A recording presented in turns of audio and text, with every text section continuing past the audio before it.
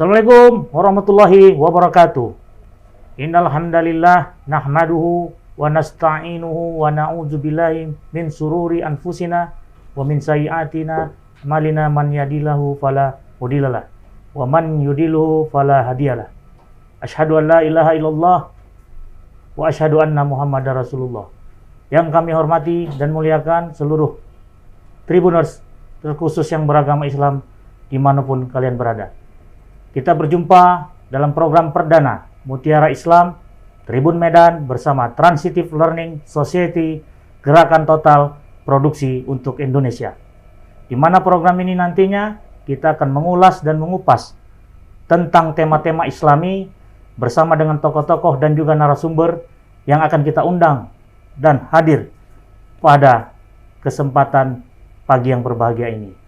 Dan tayangan ini nantinya akan kita tayangkan setiap minggunya, setiap hari Jumat pukul 9 waktu Indonesia bagian Barat. Dan tentunya program ini kita tayangkan di media sosial Tribun Medan, baik YouTube, Facebook, dan juga Instagram. Bersama saya Muhammad Rizky Ramon telah hadir di studio. Narasumber kita pada pagi yang berbahagia ini, beliau adalah pendiri dari Transitive Learning Society, Gerakan Total Produksi untuk Indonesia. Beliau juga berprofesi sebagai dosen, juga sebagai seorang pengamat sosial, penulis buku, dan juga seorang ulama yang aktif. Yang saat ini beliau diberi gelar Datuk Pandiawangsa, Al-Mukarram Dr. Yan Ansari Yamama MA.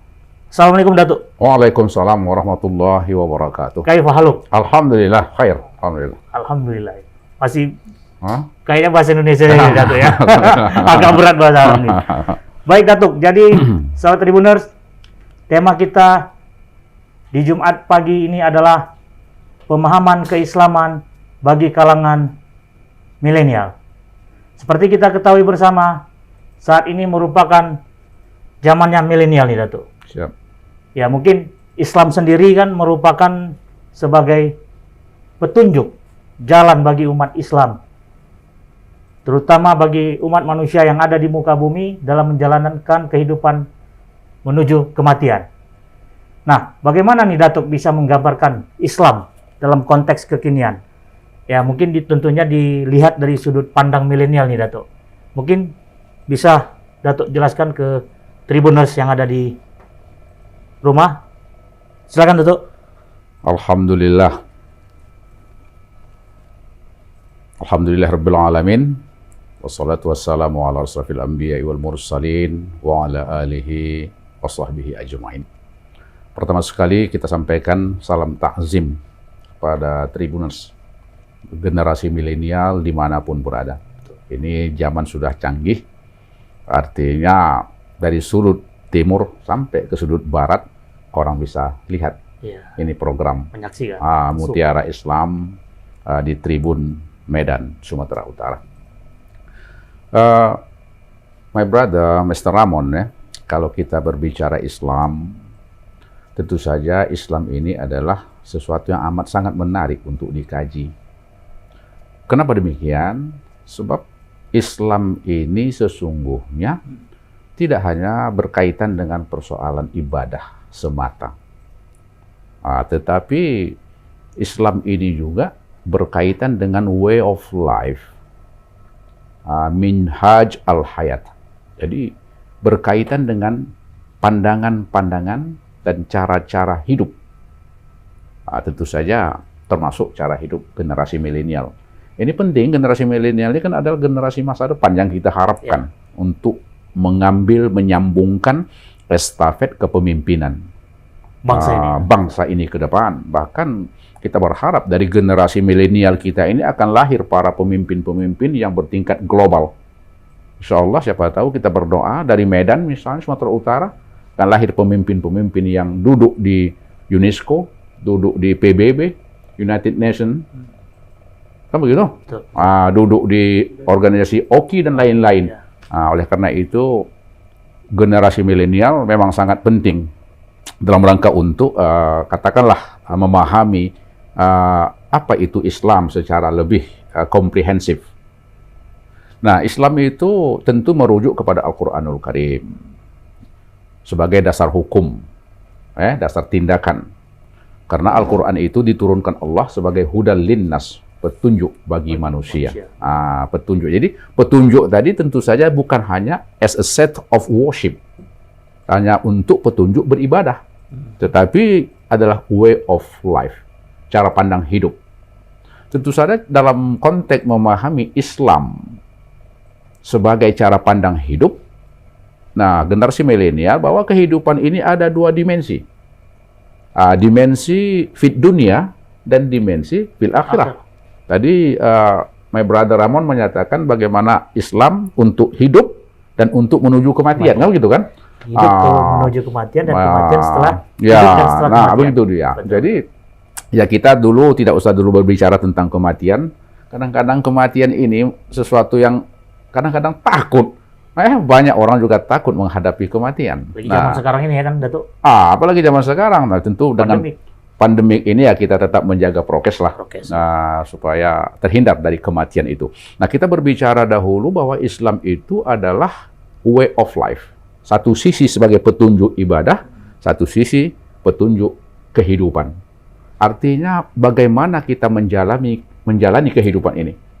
Kan begitu? Betul. Nah, kalau petunjuk ibadah kita sudah selesaikan dengan pendapat para ulama, para imam-imam mazhab. Itulah yang kita kerjakan hari ini dalam konteks menegakkan rukun-rukun Islam, dari mulai syahadat, salat, siyam, puasa, berzakat, dan haji. Jika mampu. Insya Allah, harus mampu. Generasi milenial harus merancang. Jangan lagi jika mampu, harus mampu. Harus mampu ya.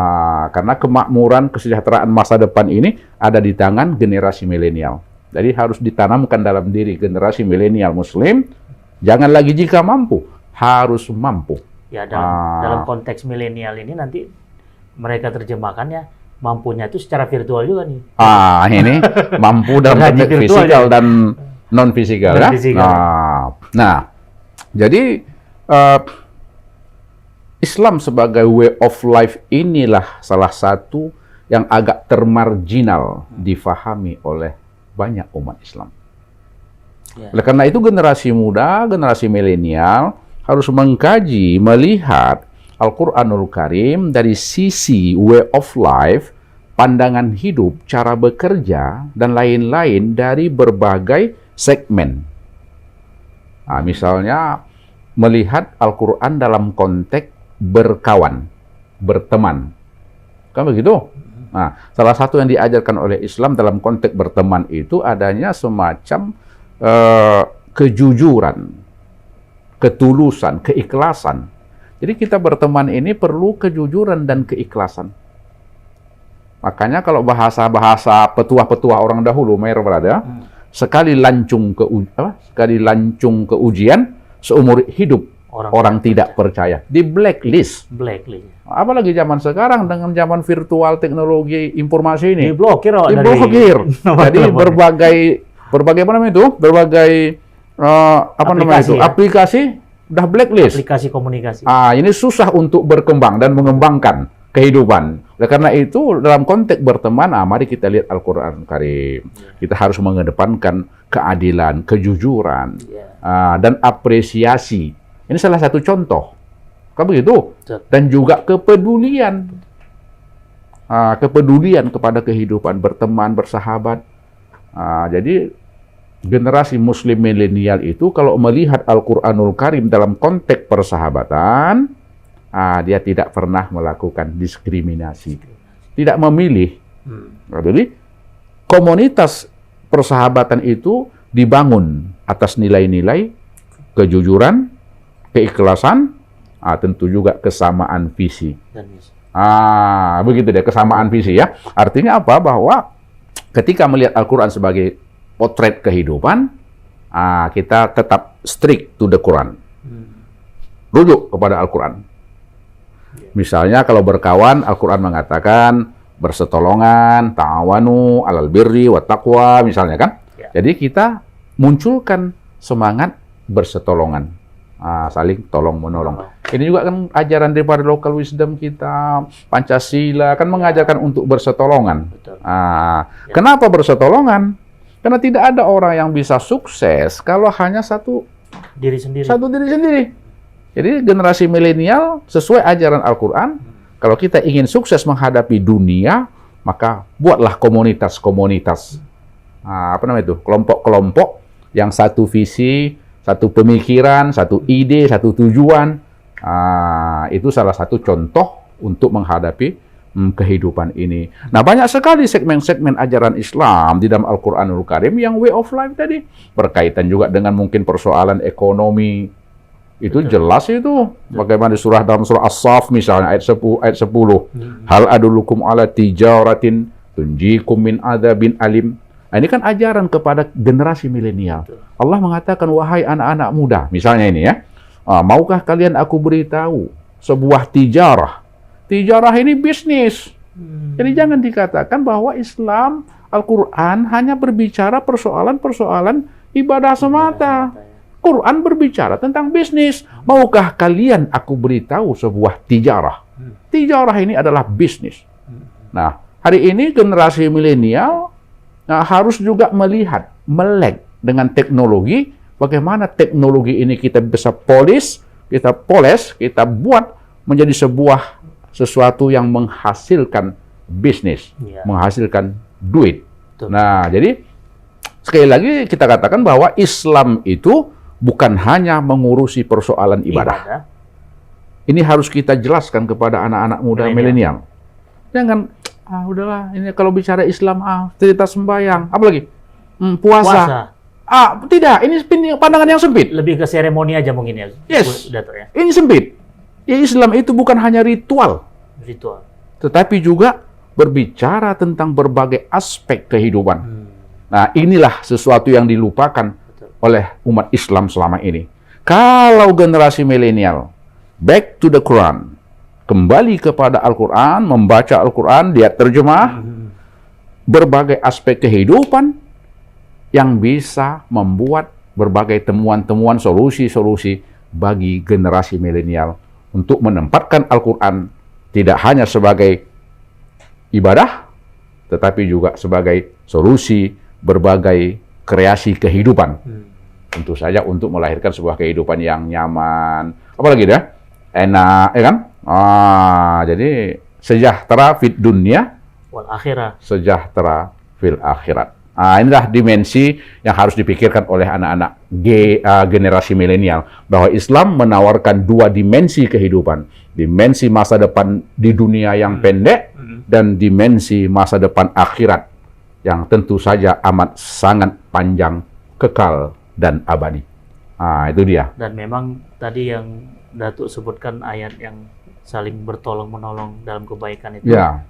Namun juga jangan pula tolong menolong terhadap keburukan. Ya, itu betul. memang dilarang itu. Itu tidak dibenarkan oleh hukum, oleh Jadi Islam. Datuk, di tengah-tengah masyarakat kita saat ini kan menggambarkan bahwasanya agama Islam ini kan hanya mengurusin soal-soal eskatologi semata gitu.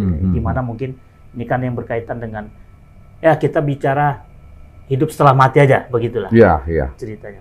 Jadi mengapa ini bisa muncul persepsi ini di masyarakat kita nih?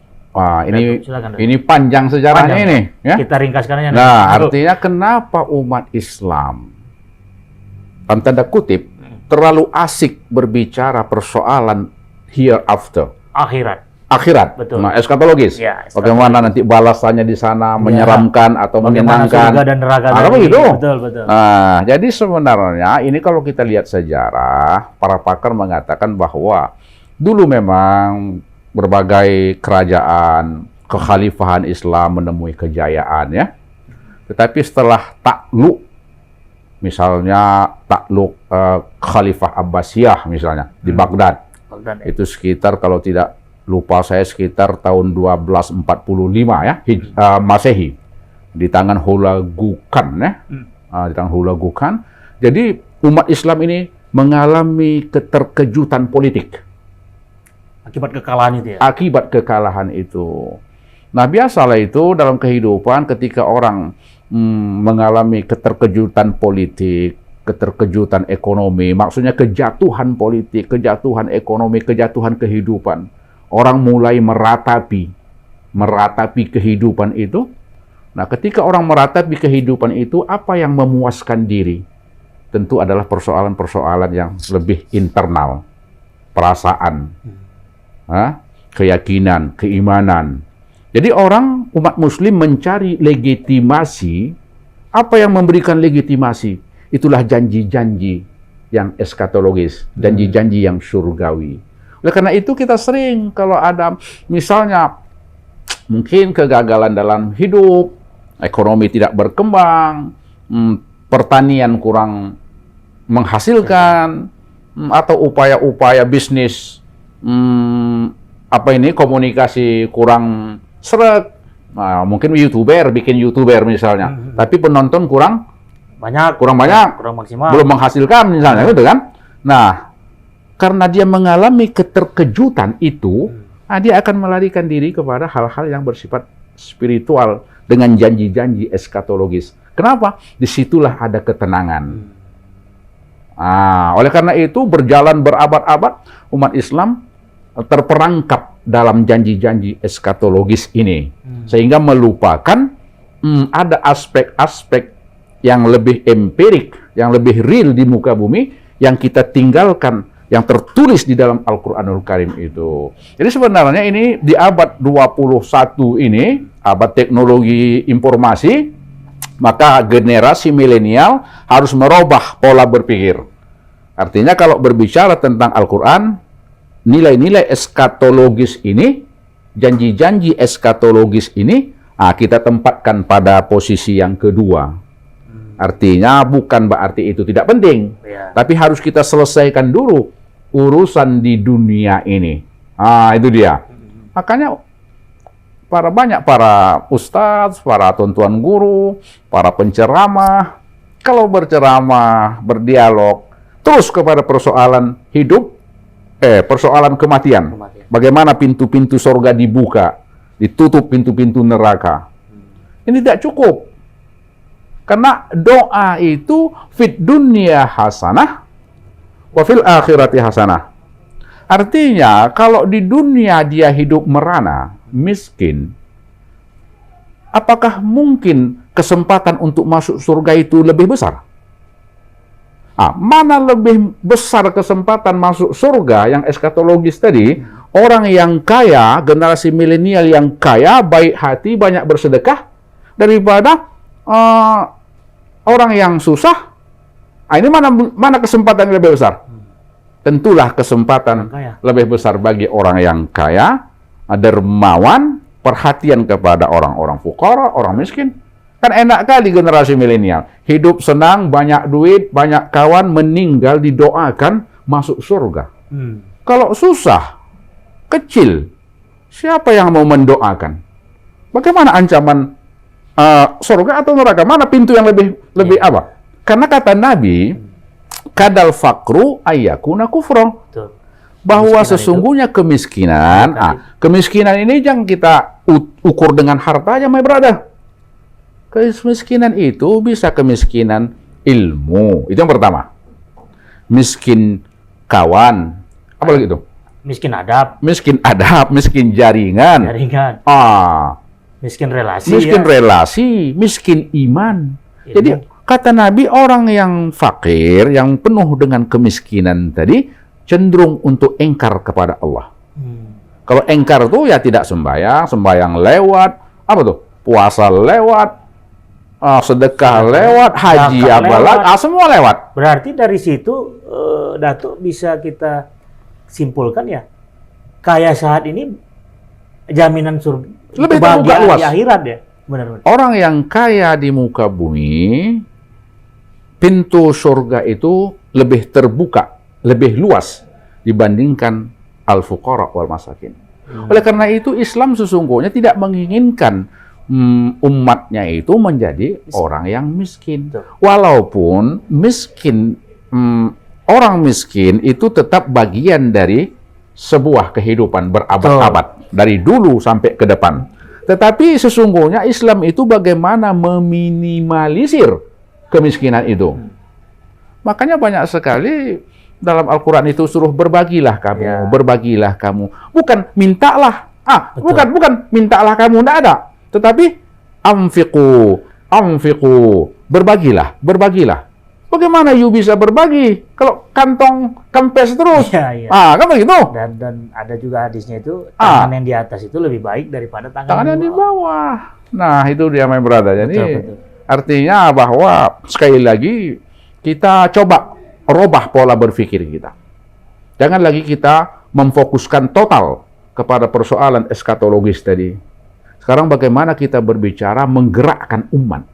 Menggerakkan umat. Karena dalam Islam transitif adalah gerak.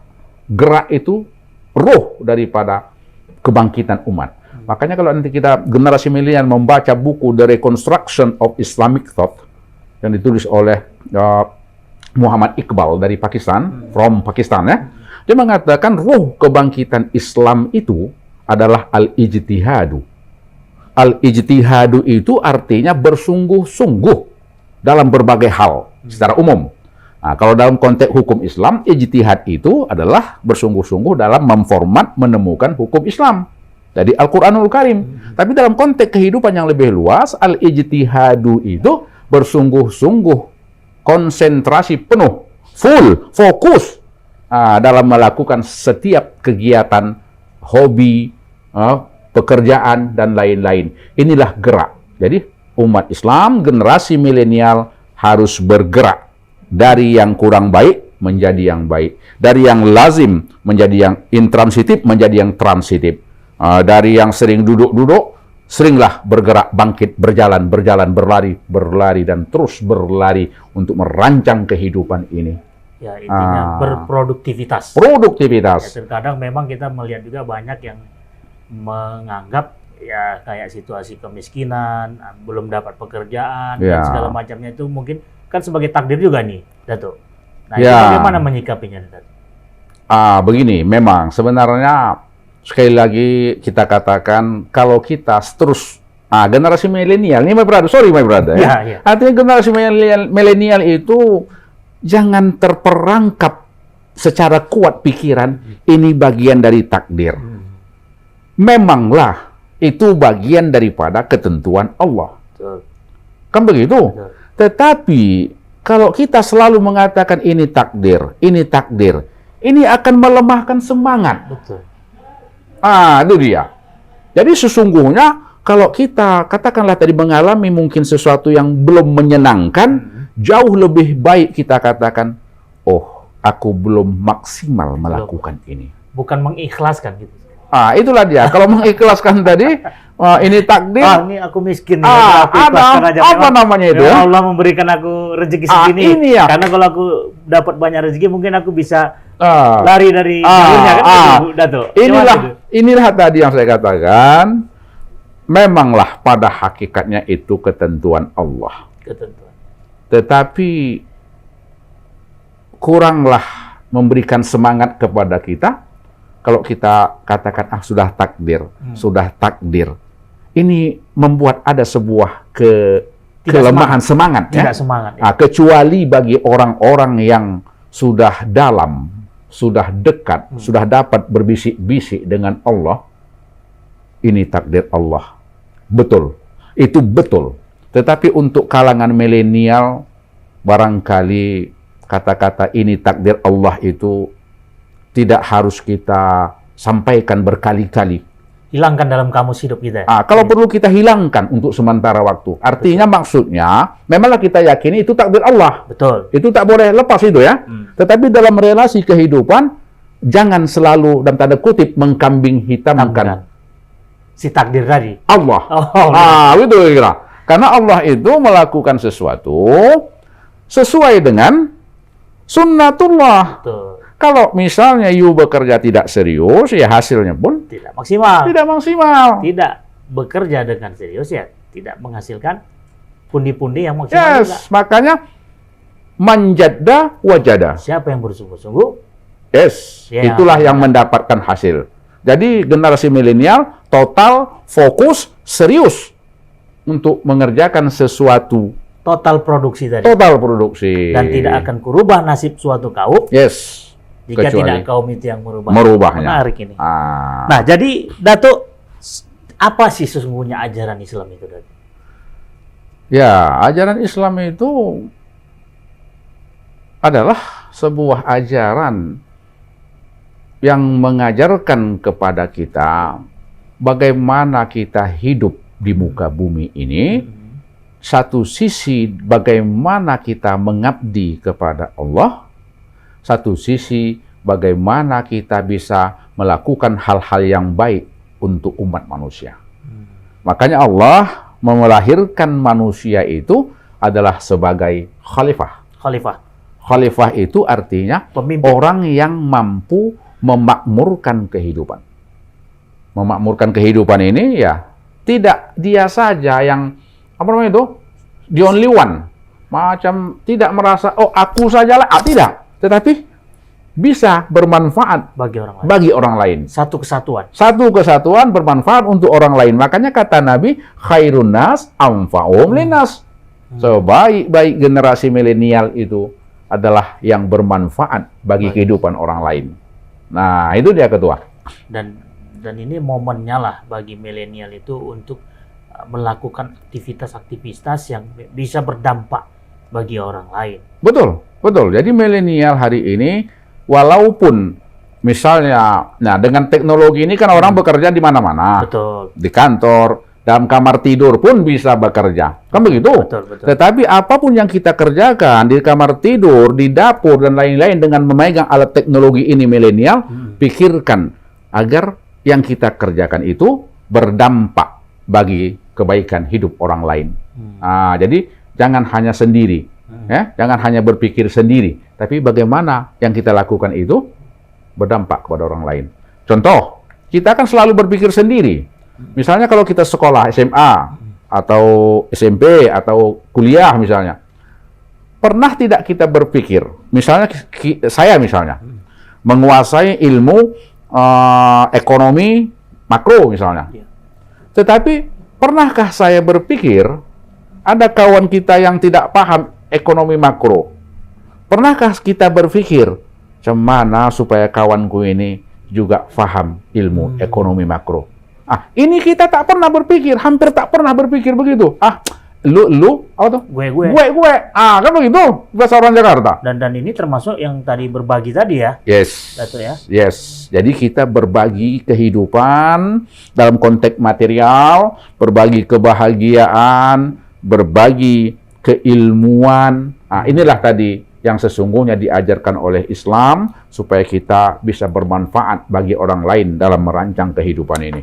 Nah, Islam sendiri kan mengajarkan kepada umatnya untuk berubah tadi, Dato, dan melakukan perubahan itu kan memang juga sebuah ajaran yang sangat dinamis dan visioner. Artinya kita memang harus punya gagasan-gagasan juga.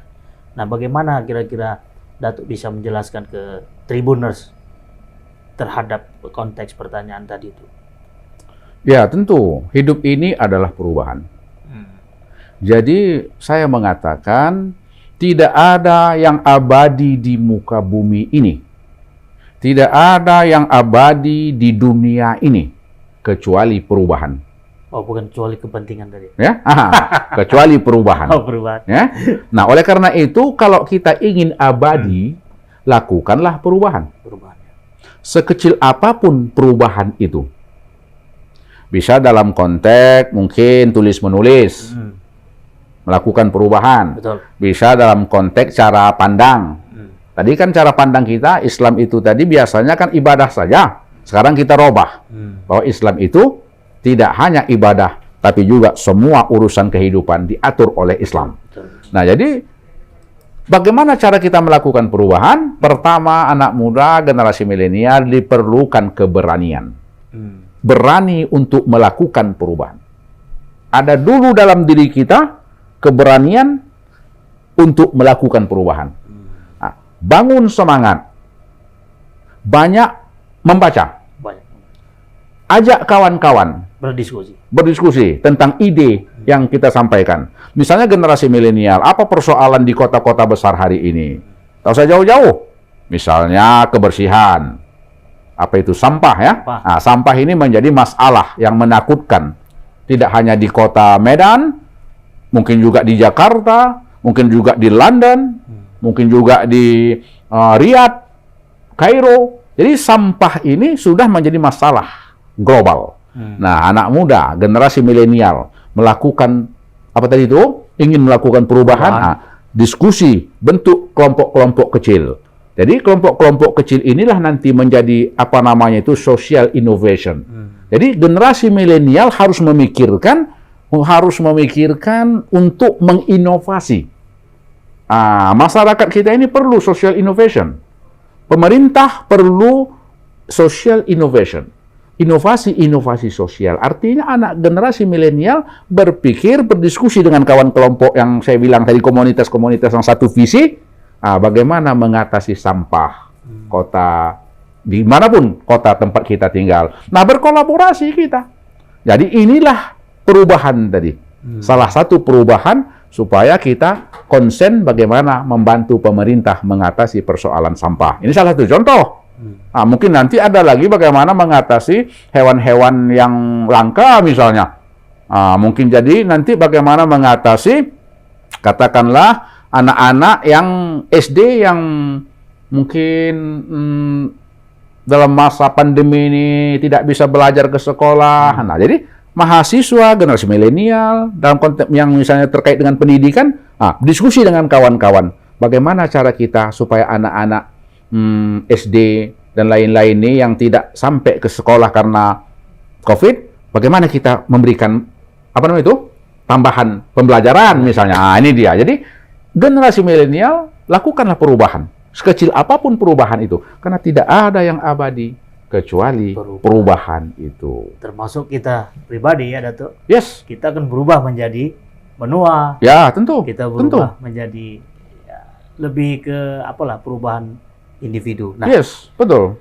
Jadi gerakan total produksi ini kan untuk Indonesia. Untuk Indonesia. Apa yang bisa Datuk sampaikan ke Tribuners lah terkait dengan gerakan ini, khususnya kepada milenial? Alhamdulillah. Pertama, bahwa Islam transitif memakai sebuah ikon gerakan total produksi untuk Indonesia. Artinya adalah bahwa kita berharap dalam setiap diri generasi milenial, masyarakat bangsa ini harus ada semangat perubahan. Itu satu. Bergerak keluar dari comfort zone. Zona nyaman. Zona nyaman. Bergerak keluar. Berbuat sesuatu. Buat inovasi. Menghasilkan sesuatu. Buat imajinasi. Kembangkan imajinasi. Temukan sesuatu. Inilah yang kita harapkan kepada pemerintah bangsa ini untuk berubah pola berpikir itu. Nah, bagaimana pemerintah bisa melakukan? Misalnya, ini kita harus, kalau saya melihat, kita bisa mulai dari sudut pendidikan misalnya. Nah, mungkin pendidikan anak-anak TK, SD, ini harus ada masuk perubahan-perubahan kurikulum yang mampu mengembangkan daya pikir gerak daripada anak-anak. Artinya anak-anak sejak kecil sudah kita ajarkan bagaimana untuk membangun inovasi, membangun imajinasi. Dari sinilah nanti akan lahir generasi-generasi yang menjadi inovator, menjadi inventor, penemu, menjadi kreator. Nah, jadi Indonesia ini perlu ada sebuah gerakan total produksi. Bukan kuasai barang produksi, menghasilkan, tapi lakukan gerakan produksi. Itu dia. Jadi Islam transitif menawarkan lakukan gerakan produksi. Apapun yang bisa kita buat, sekecil apapun yang bisa kita buat. Yang penting kita melakukan sesuatu. Sesuatu itu apalagi yang tidak pernah dibuat oleh orang lain. Tentu ini menjadi sesuatu yang untuk kepentingan global. Jadi intinya adalah bahwa Islam transitif mengajarkan kepada kita generasi milenial untuk selalu membaca, berpikir, menggerakkan pikiran, menggerakkan badan dalam rangka menemukan, mengcreate, menciptakan, menginovasi, dan seterusnya. Hingga lahirlah sesuatu yang baru sekecil apapun bermanfaat untuk bangsa dan negara umat manusia. Wonderful. Itulah dia barangkali ya. Tetapi tentu perlu kita membangun semangat untuk melakukan perubahan dan kembali kepada Al-Quran. Iqra, Iqra, Iqra. Jadi generasi milenial tidak boleh tidur saja. Iya. Nah, kalau gitu kan, Betul. harus banyak bergerak. Berkarya. Bergerak otaknya, bergerak badannya. Iya. Nah, itu dia. Ya, yang penting tetap semangat tadi. Ya, tentu. Alhamdulillah.